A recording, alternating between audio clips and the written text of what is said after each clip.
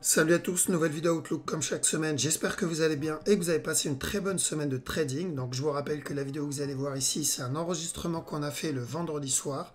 Donc c'est possible que la petite structure ait changé entre temps, mais en ce qui concerne la grande, je ne pense pas. Si c'est le cas, je ferai une mise à jour, ne vous inquiétez pas. Avant de commencer, comme toujours, je tiens à remercier la communauté, surtout que là on a atteint les 10 000 abonnés. Merci énormément, tout ça c'est grâce à vous.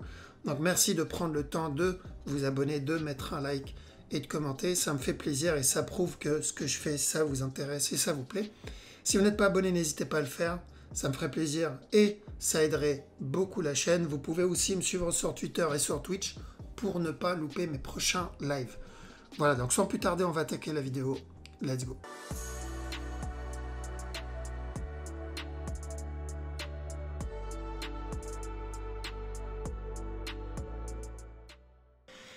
Alors, donc on commence comme toujours par notre ami Odcad. Donc Odcad, faites attention au running ici. On peut avoir un running, j'aime pas, vous savez tous pourquoi. Mais on peut avoir un petit running là pour une continuation. Mais dans tous les cas, peu importe ce qu'il fait, que ça soit un running avant un up ou une structure corrective avant un up, on garde bien en tête que là, on est dans une correction pour un drop. Jusqu'à preuve du contraire, c'est ce qu'on veut parce que je vois pas ce que ça peut être à part un running là-dedans. D'accord. À part ce running là, je vois pas. Donc on va surveiller la structure ici, si elle va être corrective ou pas. Si elle n'est pas corrective et qu'on voit vraiment ça, on peut tenter les buys, mais on se protège à chaque no plus haut. D'accord. Parce que pour moi, c'est correction drop. Ou si ça, c'est un running. Voilà, pas très fan de ce running. Parce que ça, pour moi, c'est déjà suffisant. Mais on le verra dans cette zone. Aude, chef, ok. Donc, même direction toujours. Hein. Faire attention à la cassure de stop. Si vous voyez un flag là, buy jusqu'au top et après de la vente. Jusqu'à ce bas là. OG Purée, pareil. S'il continue à flag, on tente le buy jusqu'au top. Par contre, ça on l'avait vu mercredi il me semble. Faites attention à ça, ça, pour terminer un autre plus bas avant le up. Qu'on regarde s'il flag là-dedans ou pas. Oden ZD, donc comme prévu running, à la base on voulait le régular mais il a cassé, du coup on est parti chercher le running flat. Une fois le C obtenu, on cherche de la vente. Aude USD, donc on a obtenu le bas ici, bien joué, on met les break-even. S'il continue à corriger, on prend, mais à chaque nœud plus haut, on se protège. Parce que pour moi, on est dans une structure corrective qui peut très bien donner ça à chuter. Ou s'il veut faire un truc un peu plus complexe, connaissez l'histoire maintenant. Maintenant, si on tente le buy et qu'il décide de casser le top parce que ça, c'est terminé, bon, on l'aura tenté. Mais vaut mieux privilégier la correction. Du coup, on prendra le buy si on a un setup, comme on l'a eu ici. Mais on se protège. On se protège de la correction. Parce qu'il y a cette grosse flèche. Si on l'a pas là, on l'aura après, quoi. Ok, on attendra la correction encore de celui-là, que ça se développe un peu plus. Là, vous pouvez avoir un petit sell setup ici, potentiellement un running ou un expanding. Faites attention à la cassure de ce bas. J'ai besoin d'une structure corrective un peu plus grande que ça. Ça, ce n'est pas suffisant. Donc, ceux qui tentent le sell là, faites attention au bas ici. C'est du 1 heure. Il y a quoi là-dedans? Ok, donc ceux qui ont pris le buy, qu'on cherchait d'abord un sell avant le buy, pour terminer un régular, il a décidé de faire un contracting. Donc ceux qui ont tenté le bas ici, break-even. On peut toujours avoir ça au cas où, mais même si je pense pas. Je pense qu'on est plutôt sur un contracting flat, vu la structure. Et on attend pour les autres. DXY, alors on a dit de vendre dans cette zone. Ceux qui cherchent, donc s'ils corrigent ici et ils chutent, là à chaque nouveau plus bas maintenant on doit faire attention. On est sur une fin de structure ici, 1 heure donc. Et j'ai besoin d'une structure corrective plus grande. Donc ceux qui n'ont pas pu prendre le sell ici, vous devez attendre une correction un peu plus grande ou le trade en petit time frame. Donc je ne sais pas s'il y a quelque chose en 1 heure ici. Pas vraiment, il a déjà cassé le bas. Il a déjà donné la correction, cassé le bas. Qu'on attend. Ok, on attend une correction un peu plus grande maintenant. Cherchez des buy setup sur celui-là. Donc un flag ici, on cherche des buys jusqu'au top. EuroCHF, pareil. Donc là, on est sur la structure 4 heures ici. Ça peut être une correction à un drop, mais à chaque nœud plus bas, on va tenter le buy jusqu'au top. EuroGBP, si vous avez un flag, tant que ce top n'est pas cassé, on cherche de la vente pour le running.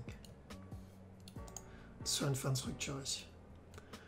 EuroJPY, alors attention, on peut avoir un up ici, un drop, et ensuite un autre plus haut avant le retournement s'il doit se retourner. Ici, on est sur une fin de structure, mais là-dedans, il me dit encore un push, quoi. Donc ça peut être un B, on peut avoir un A, un C, ensuite un C pour un A là, pour terminer le B, le C, le A là. Et après, s'il doit se retourner, il se retournera. On verra d'ici là. Donc attention à la cassure de stop, il peut spike vers le bas. En gros, il peut casser stop ici, après se retourner. On va être étonné par ça. EuroNZD, si vous avez un flag ici, cherchez de l'achat jusqu'au top. Donc on a dit drop, maintenant buy. Pour un contracting là. Ou running s'il est cassé. Faut voir s'il décide de faire un régulier plus tard, mais vu qu'on n'est pas loin du dernier plus bas là, cherche des buy, c'est top. EURUSD, on surveille la trend, donc comme on a dit mercredi, tant qu'on est sur la trend, on peut chercher des buy setup, donc de la petite time frame. Chaque nœud plus haut, on se protège parce qu'on est sur une fin de structure de cette tendance, de cette trend. Cassure du trend, correction, on cherche de la vente pour au minimum un B. Mais pour ça, j'ai besoin de la cassure de la trend et une correction en dessous. Donc pour le moment, c'est pas le cas. Je passe pas sur le CAC parce qu'il n'y a rien ici. Okay, donc pas besoin de tergiverser là-dessus. Le GBPO, donc continue à chercher de la vente. Donc on a dit de vendre ici, on a dit de vendre ici. S'il continue à corriger, on cherche de la vente. L'objectif, c'est ce plus bas là. Il y a deux possibilités. C'est où il corrige, il vient casser le bas. Ou il donne une structure corrective plus grande, il drop, puis casse le top encore une fois avant de chuter. Je vais mettre les deux scénarios. Voilà, donc long terme, c'est la même direction. Il faut juste faire attention à la correction qu'il va donner ici. Pour valider le scénario 1 ou scénario 2. GBP CAD, pareil, donc c'est toujours de la vente pour la grosse flèche rouge ici. Mais là-dedans, on va chercher de l'achat. Buy, cassure du top, on fait attention. Il peut chuter encore une fois, monter avant de drop. Pour un gros running ici. Maintenant, ça peut être le C du running aussi. Mais la direction sera la même. Que ce soit le C pour le running ici, ou que ce soit le B d'un futur running, c'est la même chose. GBP CHF. Alors, on peut tenter les buy setup pour ça, mais plus il va continuer à corriger là-dedans et plus on va oublier. D'accord. Donc on surveille, c'est risqué, c'est dangereux. Mais pourquoi pas. Si vous avez des buy setup, on tente. Au pire, vous aurez une correction un peu plus grande. GBP JPY, pareil. Donc là, un petit up et ensuite un drop ici. On peut avoir un petit running ici en interne. Juste aller voir en une heure, c'est pas une petite surprise. Tac. Ça. Ouais, je pense qu'on peut avoir un plus gros running là-dedans. Là. Il y a juste ça qui me gêne. Ok, donc on surveille ça. Donc on est toujours dans une structure corrective. Mais juste qu'elle se développe un peu plus. Même s'il valide le running, c'est pas suffisant. Car j'ai vraiment besoin d'une pure correction. Voilà, ça c'est pour le long terme. Parce que je trade moyen long terme. Pour ceux qui trade court terme, tentez le running tant que ce top n'est pas cassé. GEP NZD. Ok. Donc, toujours la même direction. Donc, on a dit de vendre là. On a déjà fait tout ça. Et pour le running, ici. Là. Donc, si c'est le running, j'ai besoin d'une correction. Très simple. Maintenant, si on est dans un running en interne là-dedans, exemple, ça... Flag, buy jusqu'au top avant le retour. Car, mais je ne pense pas, parce que j'ai déjà ça là. Ok. Donc si ça c'est mon top, j'attendrai la correction. GBP USD. Ok, tranquillement. Donc on fait attention, cassure du top, on vend. Premier scénario. Deuxième scénario, c'est peut-être un B. B ici pour un C, up, et ensuite la continuation pour un running plus tard. C'est ce qu'on avait vu mercredi, c'est la même direction. S'il casse le top, cherchez des sell setup. NZD CAD. Donc ceux qui ont pris le buy ici pour le running flat, c'était nickel. Je crois qu'il a même donné un petit setup pour... ici, là. C'était nice. Donc maintenant, on attend la suite. S'il corrige ou pas. Si vous avez un flag, continue à chercher de l'achat, la direction est toujours la même, hein, le running flat. NZD CHF. Alors NZD CHF, pareil, on va attendre voir ce qu'il nous donne ici. Est-ce qu'il va corriger là ou est-ce qu'il va nous donner une structure beaucoup plus complexe? Si le running est déjà terminé, on a déjà eu le A, le B, le C, ça c'est le plus bas. Là, on va être ou au début d'une structure corrective plus grande avant le drop, ou la fin du régular pour venir casser le top. Voilà pourquoi, si flag, on tente au moins le buy pour une correction, tant que ce bas n'est pas cassé, mais j'ai besoin d'un flag ou d'une correction. Lui, le top, il l'a cassé, pareil. Donc, on fait attention juste à un potentiel. Je sais pas si ça, c'est fini. Si c'est terminé, on peut avoir, hop, terminé le régular là-dedans. Ou on peut avoir une structure beaucoup plus chiante. Comme ça. Okay. On reste à l'écart de ça. J'ai un mouvement, deux mouvements, trois mouvements agressifs. Ce n'est pas suffisant. Même si on a la direction long terme, c'est le court terme qui peut nous embêter ici. Maintenant, si drop et que vous voulez tenter ça, pourquoi pas, mais c'est pas super. Alors, idem, la correction. Donc, on a tenté le bas ici, propre. Si vous avez un autre flag, on tente. Chaque nœud au plus haut, on se protège, prend les TP au break-even, ce qui peut se retourner. Ou il va spike et nous donner plus grosse correction. On verra. On attend de voir la suite. Ceux qui ont pris le bas et là, break-even. Mais la direction ne change pas. Qu'est-ce qu'on a ici? TP obtenu. Ok, donc TP obtenu pour celui-là. On met les break-even, on monte les break-even et on suit la tendance. Correction, buy. Et on surveille petit time frame ici, parce qu'on a peut-être déjà obtenu le move. Je ne sais pas si on l'a obtenu ou pas. Il faut voir si on l'a déjà obtenu ou pas. Donc, ça, on le cherchait depuis longtemps. Je crois qu'on le cherchait depuis ce top-là. On a dit, on va l'avoir à un moment ou à un autre. Voilà, encore une fois, une preuve qu'il faut juste être patient. Des fois, ça met du temps. Et ça peut être encore en cours. Tout ça, ça peut être un B pour un A et plus tard me donner encore un drop avant de monter. Si ça fait partie de ce move, on est dans un A, B, C. Et dans ce cas-là, plus tard, on aura la fin du running. Voilà pourquoi on a pris le buy pour au moins l'interne. Mais on se protège contre l'autre C. Et quoi là-dedans? Pas grand-chose, on oublie celui-là. Chercher des buy setup sur celui-ci aussi. Donc on a dit au moins pour un running. Au moins pour un running, s'il doit continuer à monter. Tant que ce bas n'est pas cassé, à chaque nœud plus bas, on cherche de l'achat. USDJPY est pareil. On veut une correction. Une fois la correction obtenue, on cherchera le C et après la continuation. On est dans une correction. Maintenant, ici, j'ai besoin d'un petit running. Si je veux vendre. Sur d'une heure. Attention. Ça peut être un running aussi là. Ah, attends. Ok, il faut voir ça c'est quoi. Ça peut être un running aussi. Qui pourra venir casser ce bas là. Mais s'il traîne et que vous voulez tenter tant que ce bas n'est pas cassé, pourquoi pas pour le pure running. Celui-là. Bah, celui-là d'ailleurs. Si vous voulez tenter ça là. Tant que ce bas n'est pas cassé, tentez le buy comme ça. Why not? Mais voilà. Si vous voyez le bas ici, il ne faudra pas s'exciter. Ça va être juste un B. Et ensuite, ça va être encore de la vente hein, sur les JPY. Pétrole, chercher de la vente. Tant que ce top n'est pas cassé, donc on a dit de chercher buy, ensuite sell. Ça, buy, ensuite sell. Et à la cassure de stop, on fait attention. On a cassé le top, maintenant on fait attention. Là, on peut avoir un running pour encore un push.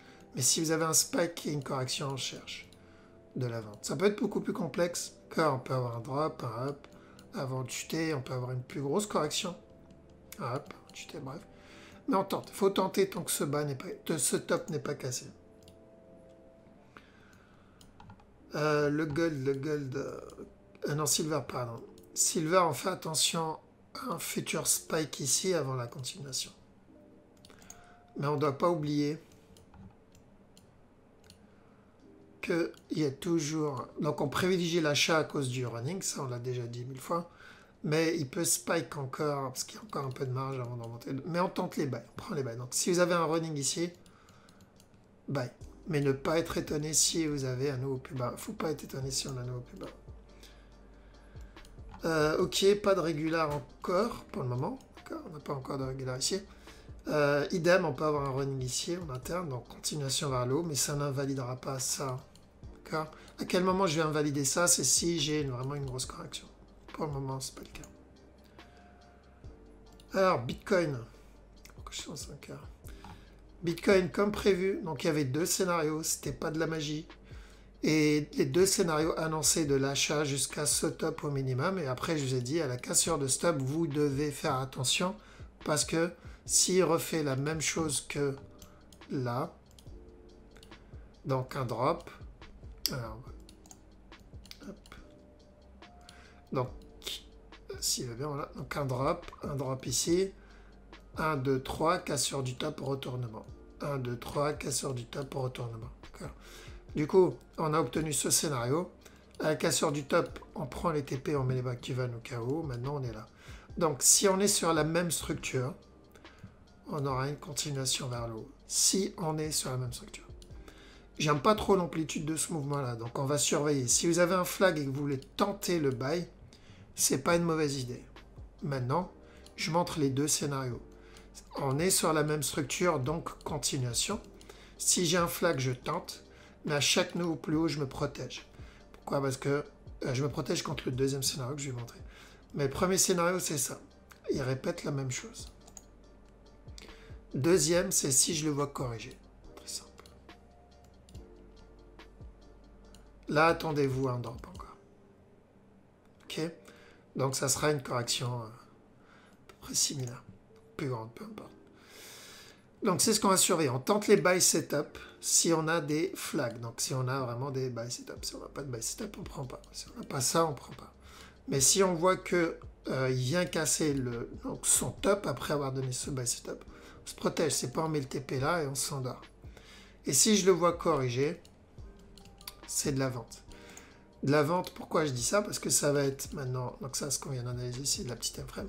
Sur la grosse time frame, ça va être ou de la vente pour une plus grosse correction avant la continuation, ou c'est peut-être le départ du running.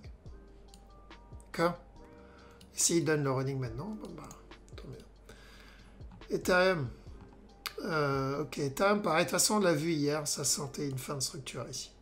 Donc on a bien chopé le petit buy là, mais on sentait une fin de structure dans cette zone.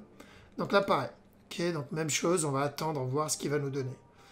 J'ai besoin d'une correction s'il doit continuer à monter. J'ai besoin de ça. Je n'achète pas Ethereum, en tout cas trading, si j'ai pas ça. Pourquoi?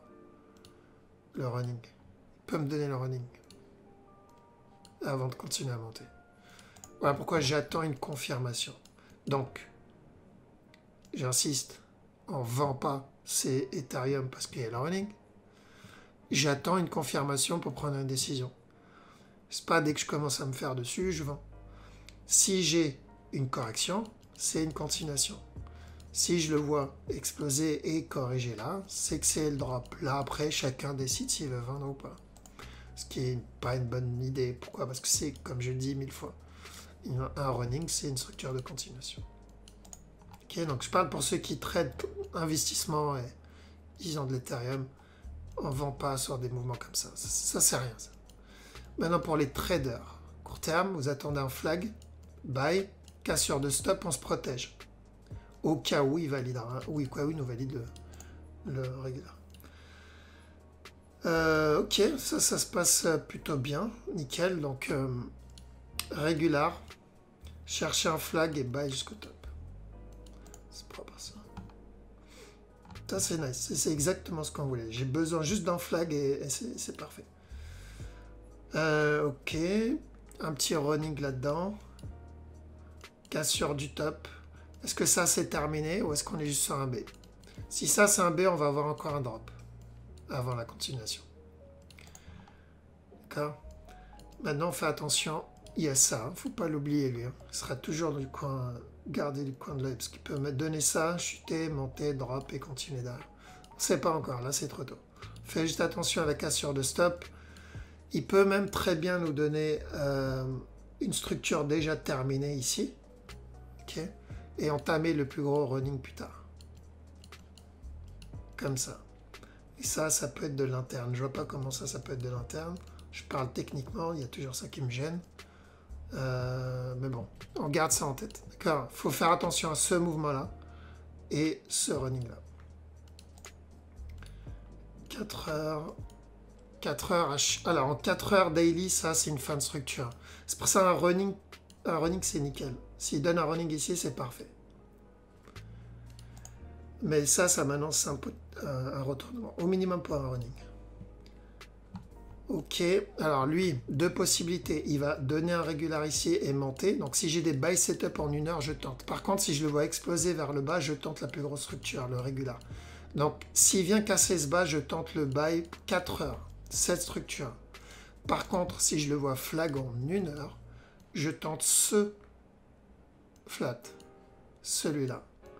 Mais j'ai besoin d'un flag ici. Mais s'il fait ça, si je tente celui-là, il me valide celui-là, je dois faire attention à ce top. Alors que s'il vient casser le bas en 4 heures, là, je vais attendre la même chose, mais en 4 heures. Mais l'objectif, il est là, à ce moment-là. Il n'est plus là. Mais je pense qu'on va aller plutôt pour ça. Si vous voulez mon avis, on ira plutôt pour ça. Donc, je vais le surveiller en 1 heure et chercher de l'achat. Ça se peut d'ici que je poste la vidéo samedi, donc demain, parce qu'aujourd'hui on est vendredi, ce sera déjà trop tard. Donc lui, on a dit de chercher pour les traders de la vente et pour les investisseurs et traders très long terme d'achat. Voilà, pour les traders de la vente, ça y est, c'est obtenu. On a même obtenu le double move, 1, 2, 3 ici pour le B et 1, 2, 3 ici pour le running flat. Et on a terminé tout ça. Tout a été obtenu parfaitement.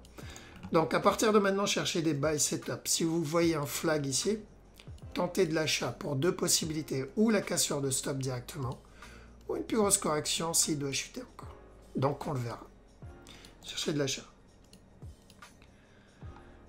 SFP, ok, pareil, deux scénarios, toujours les deux mêmes. On termine un regular flat, l'objectif il est là. Et ensuite le retournement.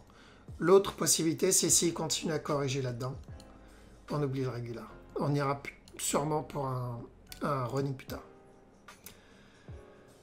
Mais c'est de l'achat, même s'il vient casser ce bas-là. Enfin, à court terme, on peut avoir de la vente, mais je veux dire, sur du 4 heures daily, c'est l'idéal, c'est ça, quoi. Ça, c'est parfait, ça. Comme ce qu'on a sur ADA et DOT, je crois. Lit, il semble corriger. Donc, toujours possible ce rolling avant le buy. Mais s'il continue à traîner dans cette zone, on ne se prendra pas la tête. On va acheter. Donc, je ne vais pas refaire l'analyse 4 heures daily. Regardez la vidéo précédente, on l'a vu en détail. Mais pour l'interne, on surveille s'il traîne ici ou s'il donne un running. Si c'est un running, buy. S'il traîne, buy. C'est quoi ça? Qu'est-ce qu'on s'en fout? Alice. Pareil, toujours pareil. Il a enfin cassé le plus bas. Enfin, il a cassé ce plus bas. Donc, à partir de maintenant, tant que ce bas n'est pas cassé, on cherche des buy setup. On ne rentre pas à l'arrache, il peut très bien continuer à ramper, il peut même donner un running plus tard. Mais si on a des buy setup, tente jusqu'à ce top, comme le SFP. Ok, c'est ce qu'on a eu. Voilà, donc pour ceux qui regardent la vidéo sur YouTube, on va arrêter ici. Merci énormément pour votre temps. Merci d'avoir regardé la vidéo jusqu'au bout. Je vous souhaite un très bon week-end. Je vous dis à la prochaine. Ciao.